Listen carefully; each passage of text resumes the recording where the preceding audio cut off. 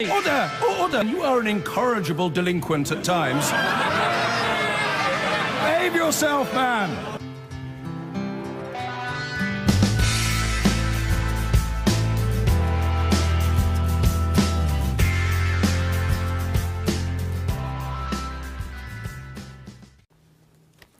Now, more than 2.5 years after being set up, the independent inquiry into child sexual abuse in England and Wales has begun holding its first hearings. The inquiry was prompted by the Jimmy Savile scandal and is expected to take 5 years to complete. Today's sessions focused on the abuse of British children sent abroad after the Second World War. But the hearing has been marred by a serious data breach. Our Home Affairs correspondent Tom Simons is in central London for us now. Tom. Yes, Clive, this inquiry has been accused of concentrating too much on the past and not enough on the protection of children here and now. But it says that those children that were sent abroad after the Second World War for a better life are now reaching their elderly years and are still suffering from the effects of what happened to them. And the inquiry says they deserve an investigation into what happened after waiting for 60 years. It is a cruel detail that some of Britain's child migrants were falsely told their parents had died. For decades there have been efforts to reunite them with their British families. Now an inquiry with many of the powers of a court is sitting down to the job of understanding why it happened. Child migration programmes were large-scale schemes in which thousands of children, many of them vulnerable, poor, abandoned, illegitimate or in the care of the state, were systematically and permanently migrated to remote parts of the British Empire. The liner Asturias arrives at Fremantle from Great Britain with 931 new migrants for this country. We anticipate that you will hear evidence that these children were put on board ships departing from England and Wales without being given any real understanding of where they were going, what they were doing or why they were being sent. More than 4,000 ended up in farm schools or remote religious institutions, mainly in Australia. Physical labour, poor food, mistreatment. This is what they'll tell the inquiry. That we were sent to what we can only describe as labour camps, where we were starved, beaten and abused in despicable ways. Sexual abuse, worst at religious institutions like this one, is what this inquiry is really about. It's never been examined in detail. I was only 10. This man in a suit, he came to see me and he says, his mother's dead, you know, so how'd you like to go to Australia? The sun's... In 2011, the story of a Nottinghamshire social worker, Margaret Humphreys' battle to uncover the scandal was made into a feature film. She has campaigned for 30 years for today's hearings.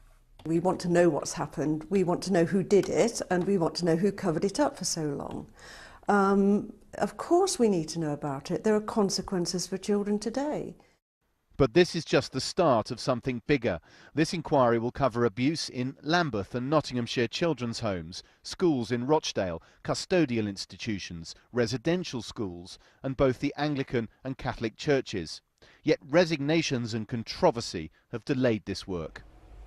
And today there was another untimely embarrassment. The inquiry sent out an email in which it was possible to read the email addresses of everyone who received it, including some people who have been sexually abused and are entitled to legal anonymity.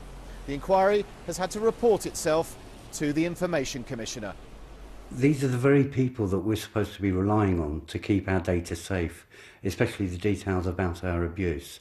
And so it has made some survivors very worried. Many never recover. And it distracts from the inquiry's real work. And are permanently afflicted with guilt, shame, diminished self-confidence, low self-esteem. Which is hard enough. Tom Simons, BBC News, at the Child Abuse Inquiry. They were torn from their families and shipped to far-flung corners of the empire. But for thousands of vulnerable children, their journeys ended in horrific abuse. An inquiry into this period of Britain's shameful history has heard some children suffered torture, sexual abuse and slavery. And they claim, even though the authorities knew what was happening, they did nothing. One survivor broke down as he told the hearing many of them would never recover. Kami and Zeram has this report.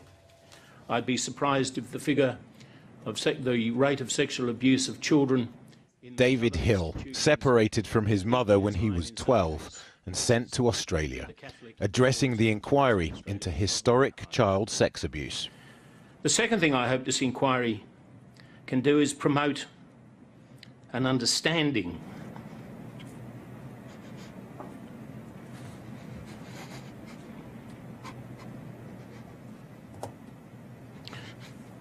They've waited a lifetime for this, and still it is so tough to talk about.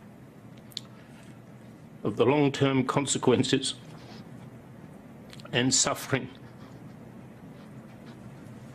of those who were sexually abused. Many never recover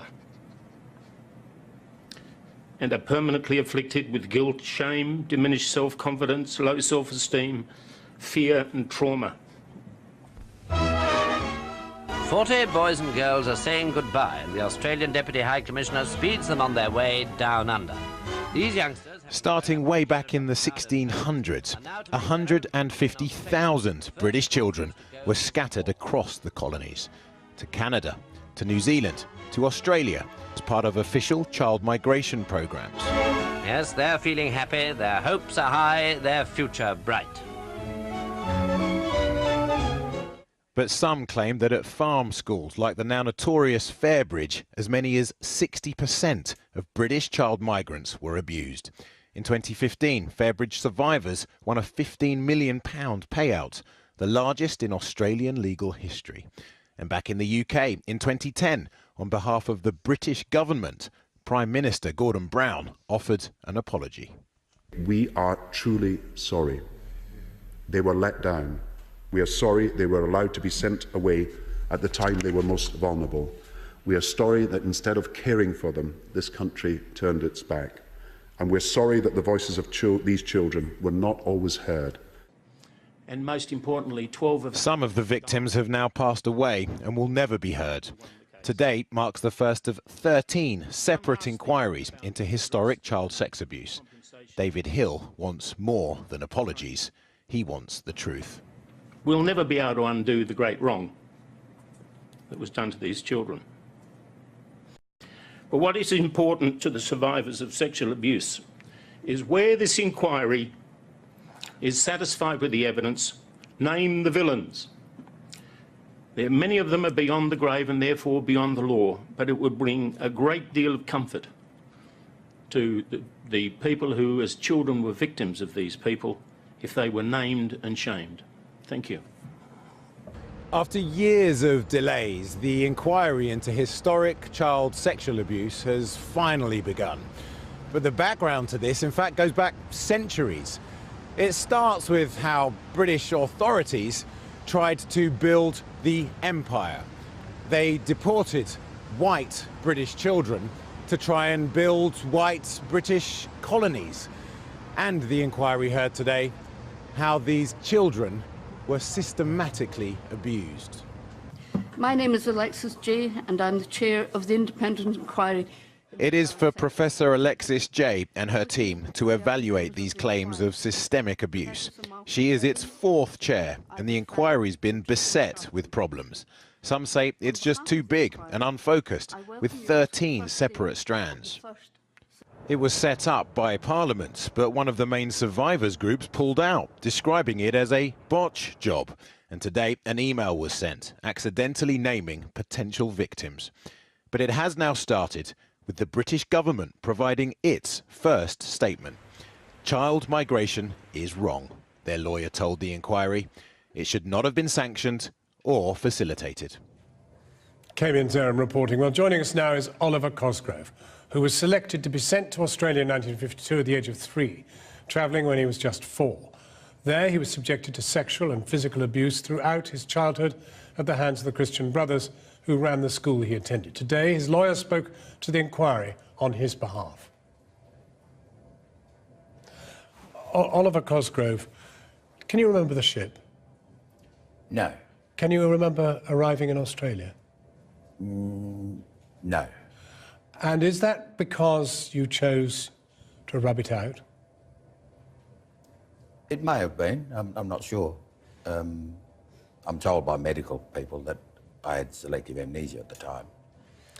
When you went to school, where you clearly suffered at times, Did you have any sense that any other child in that school had had the same experience as you? Being a migrant, yes. A forced migrant? Yes, we were all, most of us knew that we were migrants. So did you talk to each other about being wrenched from home and... No, I wasn't wrenched from home. I was in an orphanage here in the first place. But there wasn't much discussion among the students in the schools about anything, really, because you try to suppress discussion like that. You didn't really ever want to go over it until you spoke to a psychiatrist? Yes. And then was that some kind of liberation? Some kind, yes. I mean, the extraordinary thing is that even when you left school, you were dragooned into the army. Yes. To fight in Vietnam. Yes. With lots of other Australians. How do you feel now about testifying to this inquiry? Do you have any confidence that it will do anything at all to remedy what you've suffered? To remedy, that's a big task for the inquiry. I'm glad that it's happened. I'm glad that it's started. I think the proof of the pudding is in the eating. What comes out of it is probably more important to us than it's just started. The barrister that we heard just at the top of the programme was saying that the people who were to blame need to be named. Oh, indeed. That was another victim, in fact, saying that. I'm sorry. Yes. Yeah. Yes, indeed. And do you feel that? I do. I think not naming them continues the process of impunity that the perpetrators and the people that were responsible for the child care, they need to, this culture of impunity needs to be broken. This inquiry has been through many troubles before it got to this day. Do you have confidence that it can at least, if not deliver justice, deliver what you want in terms of some kind of explanation as to what happened? I think an inquiry like this will only deal with, give quality results if it gets quality evidence. And I really do hope that the quality evidence comes forth from all the participants in the inquiry. And I think if we don't get people covering it up, continuing covering it up and continuing to misrepresent and practice subversion, I think we'll probably get somewhere. Did you ever think of trying to come back here? No. But you did find your birth family? Yes, I did. But not until your mother had died? Yes. My mother died 6 months before I was told where my family was. Do you think even then, perhaps, people waited until that moment before telling you? It's tempting to think that, but I have no proof. How different could your life have been, do you think? I think my life could have been much better had I experienced a loving family. I think my life would have been better if I'd been educated by people who had an interest in my capabilities and my interests. I think my life would have been better if I'd been treated with respect. And I think my life would have been better all around had I not gone to Australia under those circumstances. Oliver Cosgrove, thank you very much indeed for coming in. Thank you.